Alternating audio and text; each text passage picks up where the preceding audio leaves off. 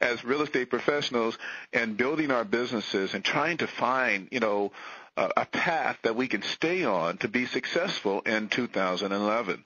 So before we get into how you are positioning yourselves in 2011, I just want to ask you a few questions about your background. I think our listeners might be interested. First of all, how did you get into the business? And especially from the time you got into business to here you sit now as a president of an asset management company, that's really impressive. How did you get into the business? Well, great question, and Eric, I appreciate it. I don't think I've ever had anyone read my bio with more enthusiasm. So that actually sounded good. I was halfway impressed. So I did appreciate that. I have an interesting story, I guess, how I got involved and how I got to where I am.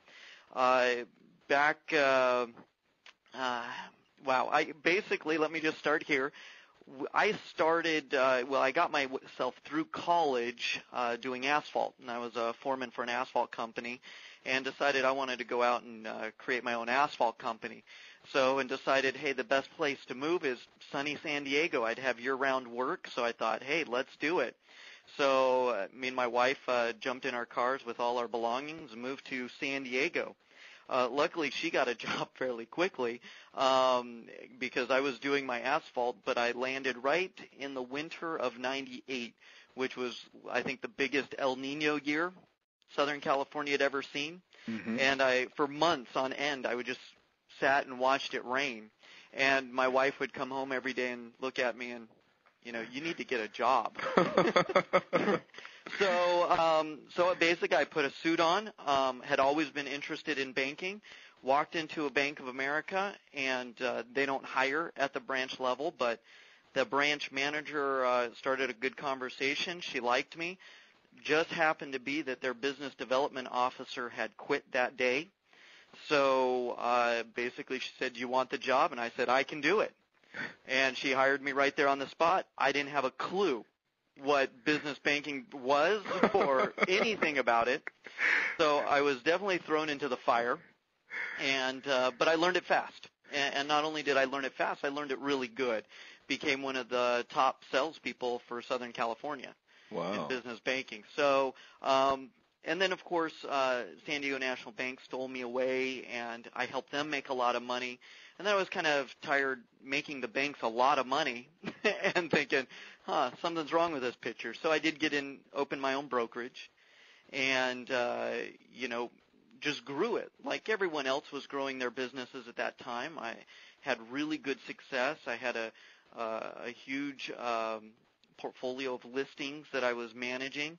And whether it was luck or just where I was in the day here in, it was mid-2005, I had a broker friend of mine come and say, hey, you should do these things. They're called BPOs. And I'm like, what's that? I've never even heard of that. Right. So, I did a countrywide BPO. My first one probably took me 4 hours. And I'm like, did I just spend 4 hours to get paid $40? Why am I doing this? Right. But I kept doing it. And San Diego, of course, was one of the first markets to really feel the pain of the downturn. And because I had a large, listing portfolio, I felt it very quickly. And I knew that the winds of change were coming. So I quickly just dove in deep into the REO world. And that was back when you could still travel around and visit all of the asset management companies and sit down with asset managers. And I learned the backroom stuff, what they were doing on the back ends, so that I could really service them well. And through doing that, I was able to – it was the beginning, the birth of Infinity National Asset Management, because there then opened up opportunities and needs for a lot of the credit unions here locally and then abroad, and then that led to regional banks, which led to a couple national servicers. So it just led one on one, and we're an exciting and growing business. But that's kind of our growth pattern. Well, so you owe your career to a branch manager in San Diego at B of A. Yeah. You should give her a call, man. Send her roses once a year, you know? Yes, I should. Now, I'm really impressed by the fact that, you opened these real estate companies and you just took that knowledge and parlayed it into what you're doing now. So when you owned your real estate companies, were you actually working with REOs? Were you getting assets from different asset management companies as you were flying around? I mean, do you have that experience, right? Yes. Yes. So you can really speak to agents out there who are trying to do that now. And it's a much different ballgame today as it was when you were able just to fly in and walk in the door and speak to an asset manager or the CEO of an asset management company. Those days are over, right? Right. Yeah, they're fortresses now. It's much more challenging to do that now. But at the same point, there's still there's new opportunities to get in. There truly are new opportunities, and it's just as open. Actually, I would say that the playing field is much more open for agents. Not so much a good old boys club as maybe it had been a couple years ago, because it's much more structured, organized, and most of the asset management companies are being very open to new agents and starting it. And the lull that has been in REOs through 2010 has weeded out the playing field too. Now, your focus as it relates to REOs is with the credit unions, and you started your business in 2008. I don't know. I know quite a few realtors. In fact, I know a lot of realtors and realtists, real estate professionals, and I don't think I know of a single agent that's getting assets from a credit union. And I'm wondering, have realtors just missed out on a great opportunity to solicit or to market to credit unions? You have done that, right? Yes. Yep. It is a different ballgame altogether, and of course through a number of circumstances, and most of asset management companies cater to the larger portfolios that are out there, the Fannies, the Freddies, the Chases. That's who they usually target and go after on a very component-based to get business. And we after actually talking to several asset managers or CEOs of asset management companies that I know, they were complaining one day about these pesky little credit unions that only have a few assets here and there, and they don't have time to even deal with them. And the light bulb kind of went on, and I'm like, well, you don't, but I do. And it's definitely more service intensive. Right. And I understand why in their systems it doesn't work. But it's a great niche because, as far as I know, there's not really any other asset management companies that are really targeting that clientele. Now, it is more challenging for realtors to get that business just because, and it was kind of the same thing that we encountered too.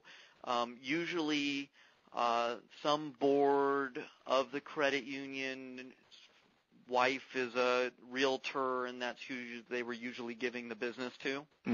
So it was a little bit inbred that way. Right. But, and we work with realtors all over the country at this point, and those that have some connection, once we get in there and we show the credit unions that they can actually have their systems, let me put it back, that they can actually have systems. Okay, because they don't. Right. They're pretty odd, and it doesn't take us long to win over that business. So how many credit unions is Infinity National Asset Management working with right now? Well, between our credit unions, regional banks, and servicers, I was actually adding it up after you asked me yesterday. We're closer to a couple dozen. Okay. That we're actually working with right now.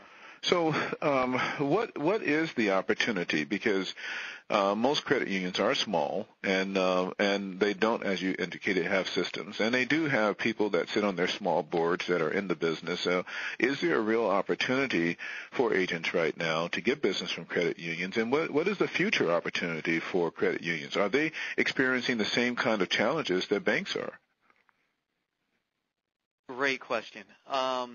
Let me start with the last part of that and work towards the first question. The credit unions are definitely feeling the pain. And it's not publicized, it's not in the media as much as the bank closures, which is obviously a hot topic, but credit unions are being consolidated in mass quantity. A few weeks ago, something that did hit the news that maybe some of you all saw and didn't understand because it's rather secretive, 3 wholesale credit unions were shut down, and between those 3, the NCUA, which is the equivalent to the FDIC for the credit unions, took back $50 billion in troubled assets. $50 billion? $50 billion. Majority of that being residential. Wow. So, I mean, it's not small numbers, and there's a lot of small credit unions, but you'd be surprised at the amount of fairly large credit unions that are out there. They do hold a lot of paper. So as far as opportunities, there's tons of opportunity. And yes, there's always opportunity to target that clientele at several different levels. And you know, whether you're focusing on the residential, credit union's probably a good place to go. If you're focusing on small cap commercial, your regional banks are what's really where you want to target that.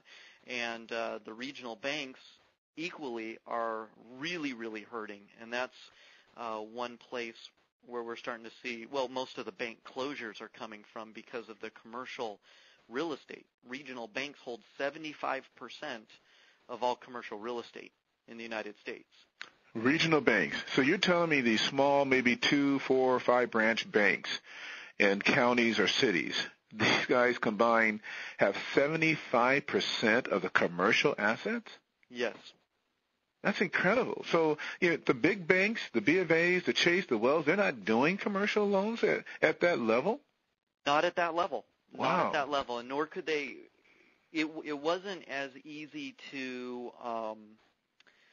package up and sell. Okay. I'll just say that because of the diversity of commercial. Mm-hmm. And, you know, now they do take 25% of it, but the funny thing is those mortgage-backed securities, the commercial mortgage-backed securities, are at default rates of, last I saw, the number was about 19%, which is huge when a normal market is a 0.5% default. Right. Wow. I mean, it's just amazing. But the regional banks right now are looking at default rates even hitting 8 and 9%. Which is why they're being shut down by the FDIC. So you are servicing, supporting, or providing asset management for credit unions and regional banks. And define a regional bank. Is there a technical term for a regional bank in terms of assets and size? Yeah, I mean, you could define it between a local bank and a regional bank, whether they're lending on just a statewide. Okay. More considered a local bank. Regional bank would be, obviously, they're lending regionally. Okay. All right. Now, what are some of the services you provide these banks, and how do realtors play a part in that? And let me add to that. Are you national? Are you a national organization? I assume that by your name, Infinity National. National, yes. Asset Management. Yes, we actually are national. We actually changed the name last year, at the beginning of this year, from Infinity Direct to Infinity National when we did go national.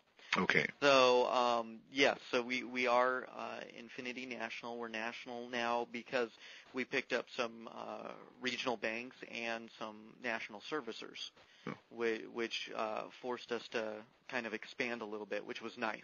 Okay. But I'm sorry, what was the crux of that question?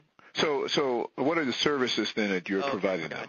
Okay. Yes, and this is also one of the other nice, unique things of the niches that we moved into, because when you're going in and you're working with a regional bank or credit union,